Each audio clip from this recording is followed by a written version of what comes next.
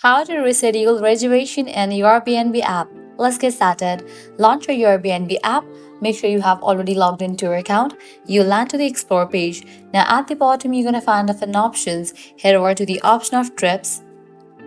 This will show you a list of your upcoming and past reservations. Find the reservation you want to change and tap on it to open the details.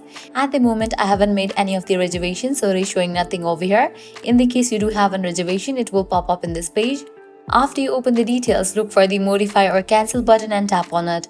You will be given a few options. Select Change Reservation, select the new dates you wish to book. Make sure to check the availability of the property for the new dates.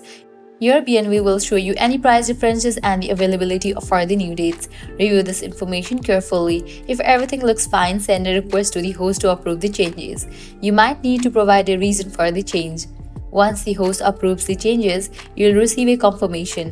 Make sure to review the updated reservation details. By following these steps, you can easily reschedule your Airbnb reservation to fit your new plans directly through the Airbnb app.